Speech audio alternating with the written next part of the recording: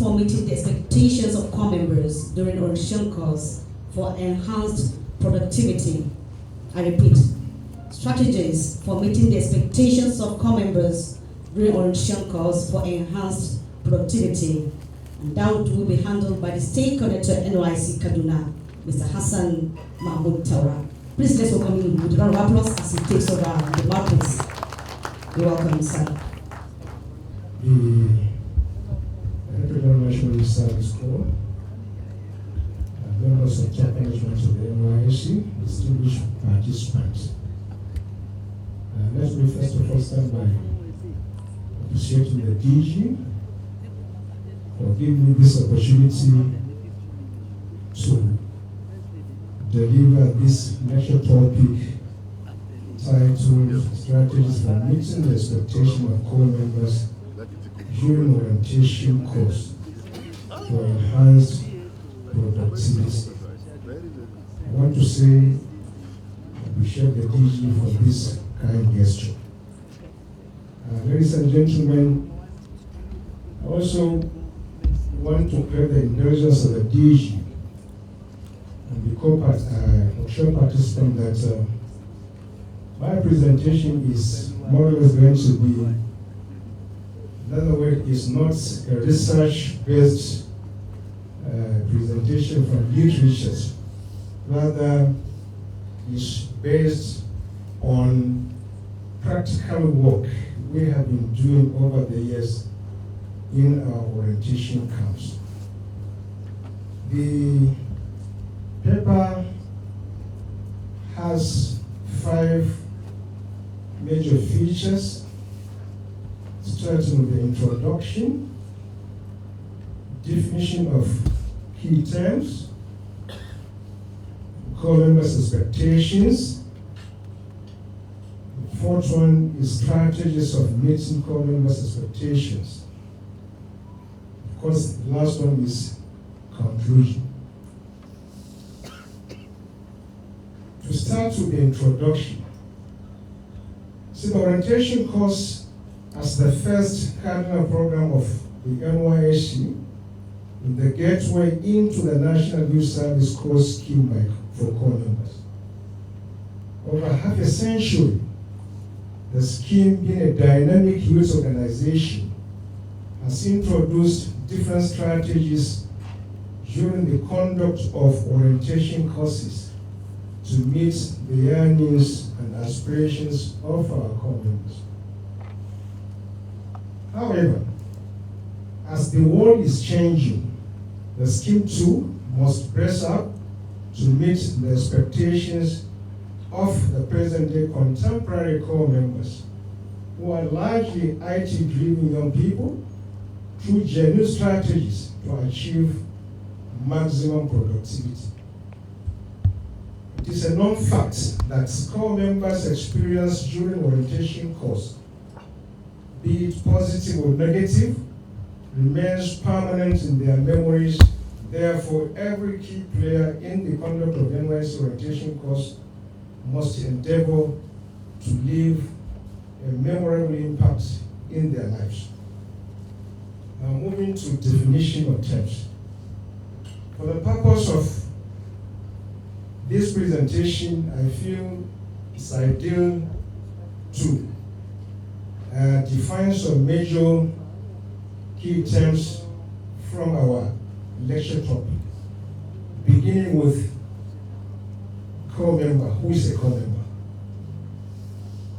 A core member is a young Nigerian below the age of 30 who graduated on full-time basis with bachelor's degree or higher national diploma from institution of higher learning within or outside Nigeria, and who is mobilized for the 1-year compulsory national service by the NYSC. Distinguished participants, from this definition, we can see the Nigerian young people below the age of 30, those that are mobilized by the scheme are those who went through a full-time program.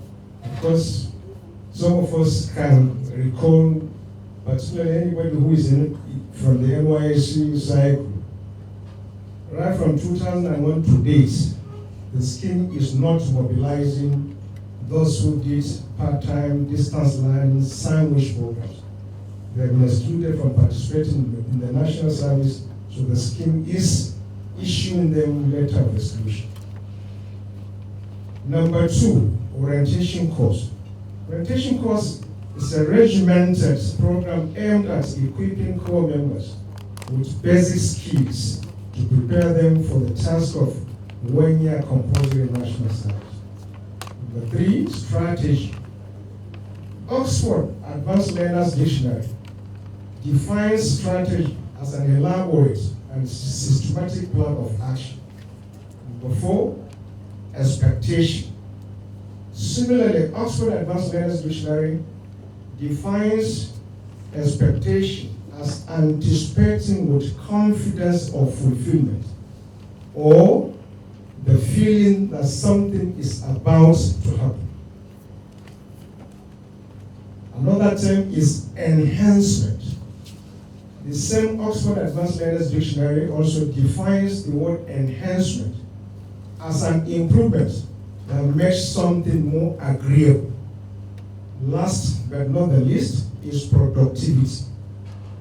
The same Oxford Advanced Learners Dictionary defines productivity as yielding positive results.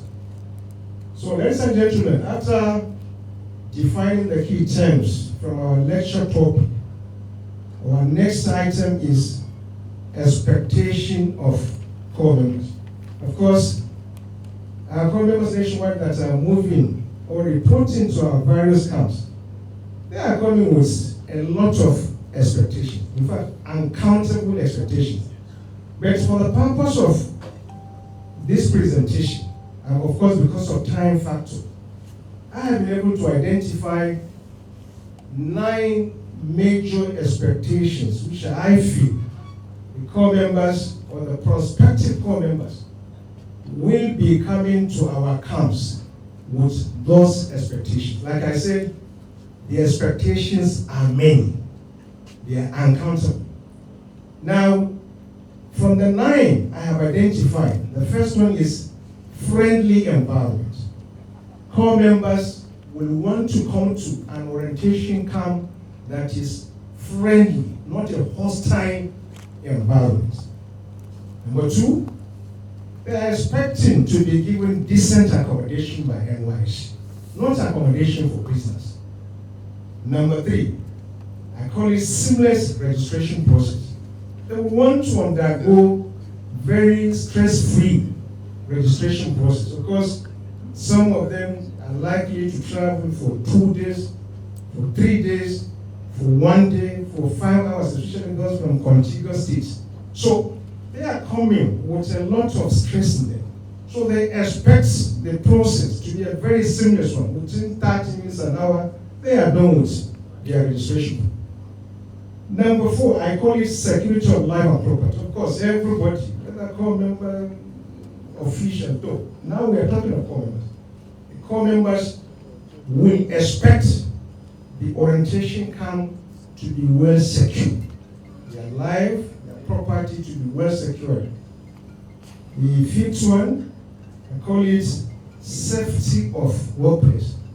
Whatever activity they will want to embark upon during the conduct of the orientation course, they will want that section of whichever activity to be safe, devoid of any injury. Number 6, I call it affordable prices at the camp market. The present day economy or economic situation in the country has made everybody to be so cautious, mindful of spending. So they will be expecting. I learned there is a camp market in NYSC. I hope the prices are affordable, not so exorbitant. So the corps members will be coming to camp with that mindset that the prices in our camp market of goods and services should be more affordable. Number 7, quality meal at the kitchen. Like I said, the economy has made everybody to tighten his or her purse. They will be expecting to go to kitchen to collect food that is good in quantity and in quality. This time around, for those of us that are there, core members, they hardly go to camp markets to buy food so long as the food in the kitchen is of quality and of quantity. Number 8, quality of lectures and readiness to learn a business skill. These are young men and women that are coming from universities, from polytechnics, from monotechnics. We are used to having their lecturers who were professors, who were doctors, senior lecturers. So they will expect our lectures to be delivered by people that's a replication of what they were used to from their schools. At the same time, the side program, of course, has gone far. There are senior brothers and sisters who were core members that probably participated in the skill acquisition must have given them information that in NYSC orientation camp, there is skill acquisition and entrepreneurship development, and it's real. I did my own, so I encourage you to, when you go there, try and be part of it. So some of them will be coming to our camp with that mindset of learning one enterprise or the other under our skill acquisition and entrepreneurship development and program. Number 9, quality health care delivery. As a core member, if I go to camp, if I fall ill, what is going to happen? I learned there is a clinic. Can the clinic deliver quality health care to us? Some of them are likely to come to our camps with underlying health problems, with diabetes, with sickle cell anemia patients, some with chronic asthma, chronic pneumonia, some with even tuberculosis. Even though these critical ill health cases, we are not supposed to keep them, of course, in our camp, but definitely they will come to our camp. So in case of any possibility of having a kind of emergency, the next or the first place to be taken is our camp clinic. So these are the 9 expectations I feel our core members will be coming to our camp with them. Like I said, those expectations are many. They must be, or they are more than 9. Now, moving to the strategies of meeting these expectations.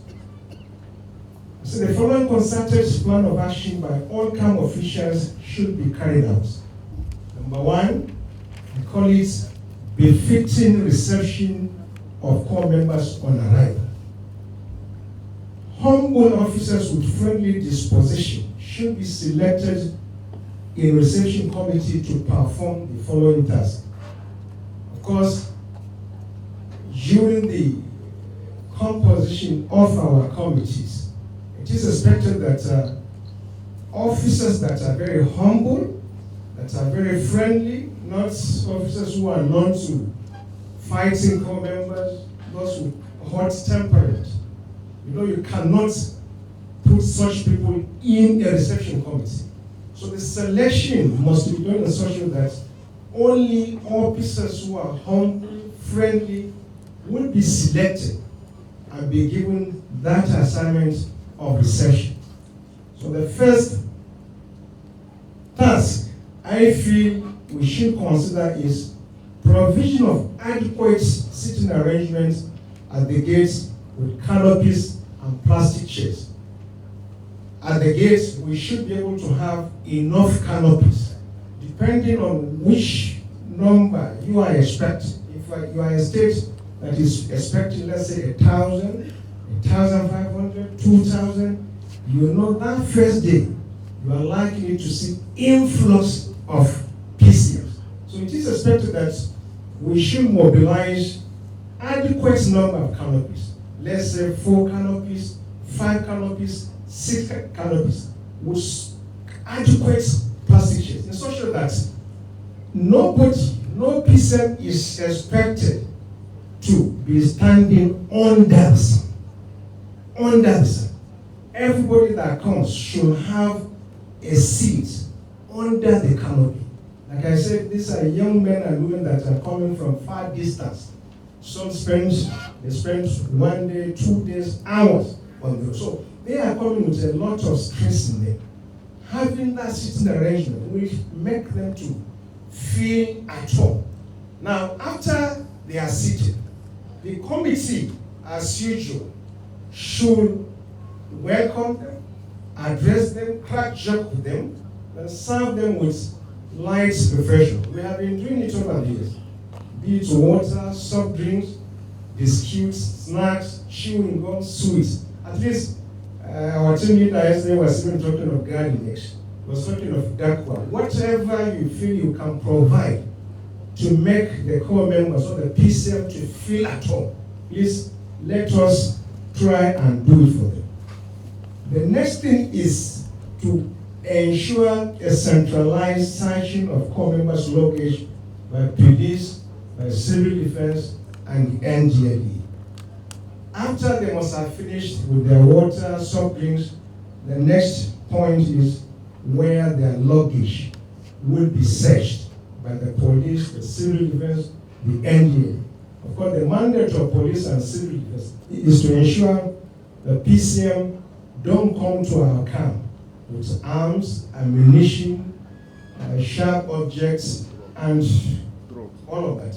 And the mandate of NDLE is to ensure they don't come to our camp with hard drugs and other prohibited substances. So I'm saying here, that searching should be done centrally in one place. Not police in this side, after they are done with their own, NDLE will be on the other side, then come member after finishing will not begin to pack his bag and move. No. I say everything should be done under one canopy. But the personnel of the police, civil defense, and NDLE should be given a canopy for their exercise. The next one, I call it to arrange for helpers with wheelbarrows, trucks, to convey the core members' luggage to hostel to secure a bed space. When they are done with their search, it is expected that we should have made an arrangement with trucks, particularly during maybe what do you call it? The laundry, the operators of laundry, during the first, second, and third day, they are doing nothing. But the head of camp market, camp director can liaise with them to get trucks, wheelbarrows that can be deployed to that gate side. So that once they are done with their refreshments, their searching of luggage, those helpers can now move their luggage with their trucks, with their wheelbarrows to their hostel to secure a bed space. From there, they move to the registration hall for commencement of their registration. They just give them little amounts of money. From there, they are done. The last one here, I call it all camp officials, regardless of committee or assignment, should attend to core members with empathy. Whether you don't have to be a reception, whether you are a reception, accommodation, registration, any committee you belong, we should be able to attend to them with empathy. Number 2, provision of decent hostel accommodation. Of course, a decent accommodation with the following minimum requirements should be provided. We can't give core members 5-star hotel accommodation, but at least we assume there should be some minimum requirement that our hostel accommodation should be able to possess. Number 1, I call it hostels should be well ventilated and not too congested. The rooms, particularly, this is a hot season, particularly in some areas. Our rooms or hostels should have enough windows open with ceiling fans, wall fans, and of course, they should not be too congested so that to allow free movement of air. The next one is every core member should have a bed space and a mattress. But no account should we allow core members to be sleeping with a mattress on a floor. Every core member should be given a bed space, except maybe the core member decides not to. But as much as possible, we should encourage them to use their bed space, especially as rainy season is coming. Because some of them will tell me that I have a back pain. If I sleep on bed, it will cause me a back pain. They will now decide to. But notwithstanding, we should encourage them to use their bed space because it's better for them to have the back pain than having the pneumonia.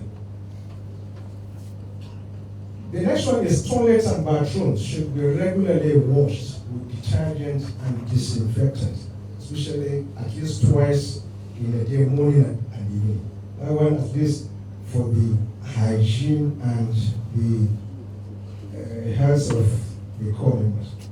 Then adequate water and electricity supply. Bathrooms and toilets, as much as possible, should be reticulated with water. Where that one is not possible, there must be water points in every hostel where a core member can easily fetch water and go and use it for whatever purpose. And of course, the electricity supply.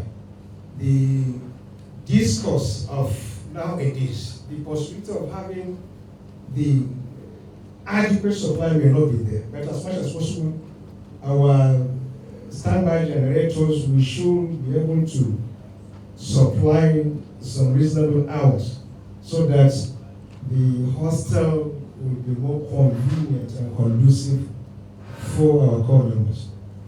Number 3, ensuring seamless registration process. Under this one, I say registration should be stress-free and not too cumbersome through the following. Number 1, adequate sitting arrangements in the well-ventilated registration hall. This time around, everybody is going to converge in the registration hall. So we must make the hall to be well-ventilated. Windows open, ceiling fans, wall fans, or standing industrial fans. Adequate number of fans inside the hostel to make it very ventilated because of heat that is likely to be gathered because of the crowd. The next one is adequate number of laptop computers and other accessories. The head of registration, the ICT desk officer should try as much as possible to ensure they deploy adequate number of laptops, scanners, printers, so that the registration process should be very seamless. There shouldn't be any reason for a long queue. That's what I'm trying to say. The next thing is functional internet facility and access to NYSC content. The ICT desk officers should ensure one of the very efficient service provider, if it is MTN, Glo, Airtel, 9 Mobile, that is more efficient around the vicinity of the orientation camp, they should go for that device. And at the same time, our technical officers at the ICT department and our service provider in Lagos, the Sigmark Technologies, should be on ground to attend to any report of any problem of cyber from orientation camps. The next one is commitment of officers in the registration committee.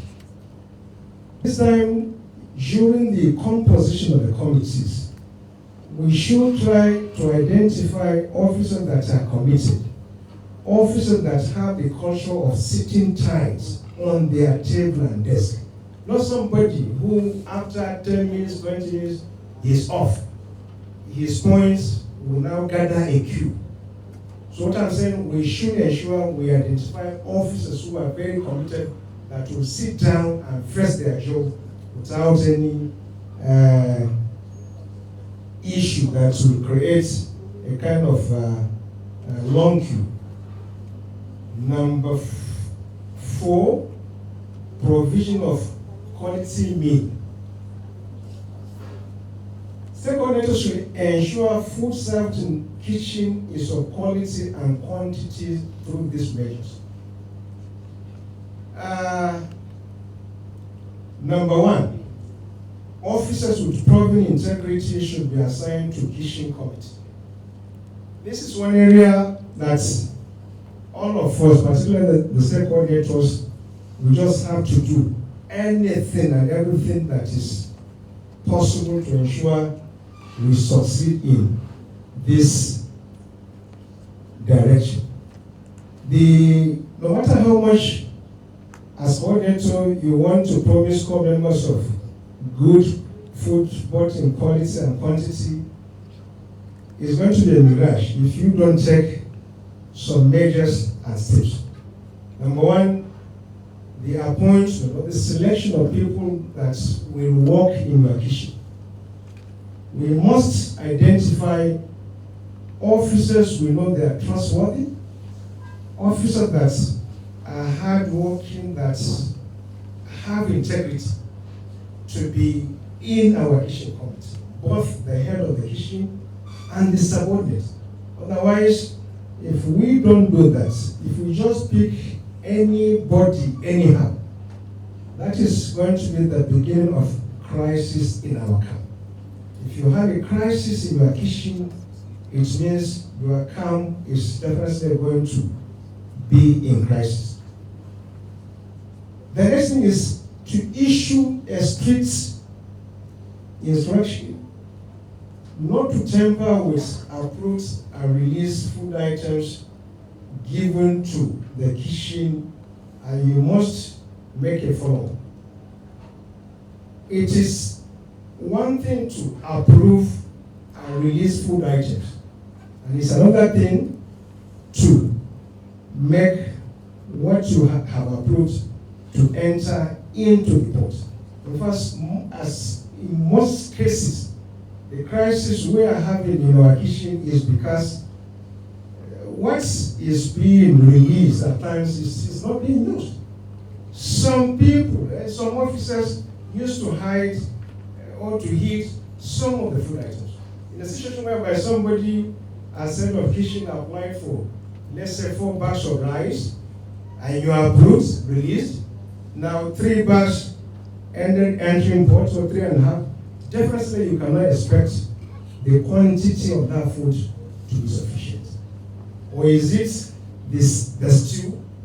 You released 1 basket of tomato, 2 tins or 3 tins of tin tomato, 1 tin is removed, Maggi cube, 2 packets, 1 is removed. So you cannot expect the quantity and quality of your food to be achieved through this practice. So that's why it's very important for us to be sure those people we are giving that assignment are people that are trustworthy, are honest, and are people with proven integrity. The next thing is, coordinators should endeavor to eat from the kitchen. Because if you don't eat from the kitchen, it means you may not know what is going on with your food. So, except maybe if you are a child that has, a kind of health challenge, that's why you don't eat anyhow. Otherwise, if you are lucky to have been given good health by the Almighty God, please let's endeavor to eat from the kitchen. It's when we do that, we can be able to identify or to notice that this food, the lunch, the breakfast, the dinner is of quality. The regular visit to kitchen by the state coordinator. For me, every state coordinator should make kitchen to be like his second office. You must be visiting the kitchen every now and then. In the morning during breakfast, you should go there and see things for yourself. During lunch, you should go there to see things for yourself. The same thing with the dinner. Then Leftover food stuff should always be given to kitchen staff as a motivation. Because if we say they should not steal or remove whatever that is given to them, so we should endeavor whatever that remains at the end of the orientation course to be given to them. That's the only way for them to be motivated and to remove their eyes from reducing whatever that has been given to them as approval. The next one is security of life and property. The following security arrangements should be put in place. Number one, deployment of armed soldiers, armed police to strategic locations. Hostels should be secured by security personnel such as the civil defense, the police.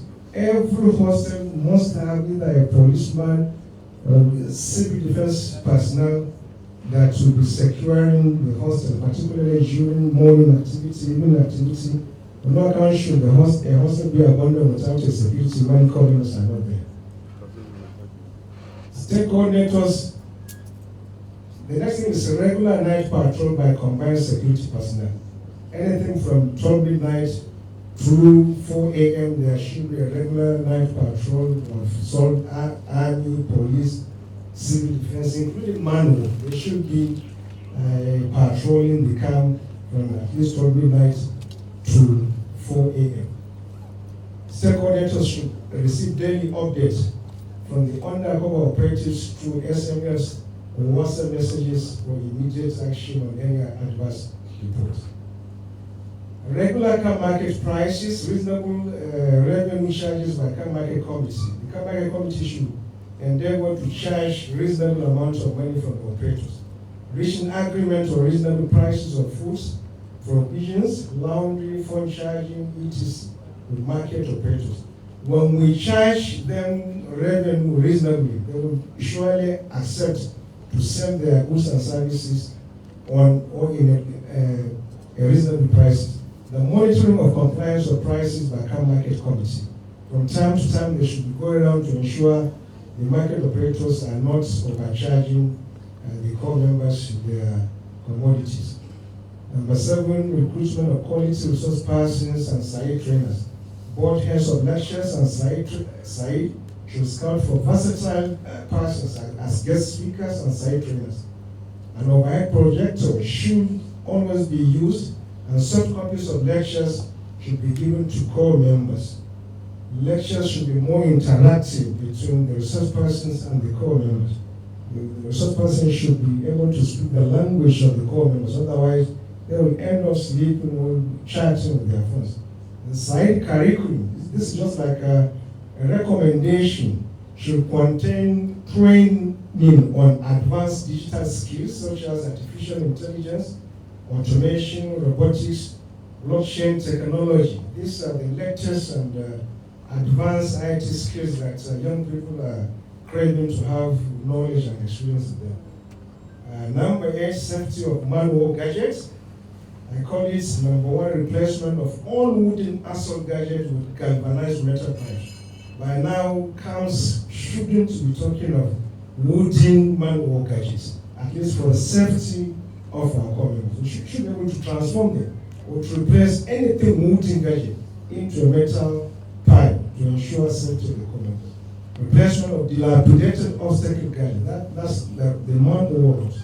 The rods are not commonly found in the market. They are customized that are sold by companies. In fact, any state that has dilapidated manual rods, the head of manual should identify them so that coordinator should make a report and send to the management and sure PRS has been doing that. On no account should any core member try any gadget without a manual instructor. In fact, this instruction should be only written on a permanent notice board in the manual area. Provision of quality health care. Camp clinics should be manned by a consultant from a tertiary health institution in line with the NYSC NHI arrangement, supported by core medical personnel. Provision of basic essential drugs and other equipment such as oxygen, nebulizers. Of course, we have a lot of common illness, diarrhea, malaria, typhoid, dysentery, asthma, pneumonia. These are some of the major ailments that used to take corps members to our clinic. We should ensure those drugs are very available all the time. Referral of sick corps members not responding to treatments after 12 hours in tertiary facilities. No matter should any corps member be allowed to remain in clinic beyond 12 hours. It has been a policy over time. We should be able to evacuate such a corps member to either the general hospital or the teaching hospital for proper care. The next one is to inform the next of kin. Coordinators should do that. Get the file, call the next of kin yourself as coordinator and inform him about the action taken. The coordinator should endeavor to visit clinic at least 3 times in a day, morning, afternoon, and evening. And processing of instant relocation of corps members with critical illness. Somebody that came to our camp with diabetes, with tuberculosis, with sickle cell, those people shouldn't be allowed to stay in the camp. We should process instant relocation for them to go back. The last one is handling of corps members with mental health. Over the years, the scheme is being faced with a lot of situations whereby parents releasing their wards that are having mental problem to orientation camp. I say platoon officers, instructors, hostel governors, platoon leaders should be on the lookout to identify and report corps members exhibiting strange behaviors. Anybody that is seen to be exhibiting strange behavior, you know that that person has a mental problem. Identify him, report him, and from there, guidance and counseling. Thank God we have it on ground now. They can take over from there by way of arranging support. Those that may need counseling, they counsel them. Those that are likely to be taken to psychiatric hospital, we just have to do it. Then from there, we process instant relocation for them to go back to where they come from. In this case, we have to reach out to the next of kin, to ask the next of kin to come to camp to take their ward. If they cannot come, we should attach the corps member with our guidance and counselor to take the corps member back home to hand over the corps member to his or her parent. The next thing is to unlock the details of the affected corps members on the NYSC portal under mental health, so that whether that corps member, wherever he goes or relocation, if he does monthly clearance, if he doesn't do the unloading of his or her details under the mental health, will take care of his monthly biometric. That corps member will be paid his monthly allowance. In conclusion, meeting corps members' expectations during orientation course naturally guarantees a peaceful atmosphere of our orientation camp, as corps members always exhibit high level of discipline and most often very enthusiastic to participate in all camp activities. Therefore, all key actors in the conduct of NYSC orientation course must continue to evolve new strategies to meet the corps members' needs and aspirations. Thank you so much. An impactful lecture there, drawn from our experiences from the nutrition orientation program by the State Coordinator NYSC Kaduna, Mr. Hassan Mahmoud Taura. Please let's appreciate him once again. Round of applause.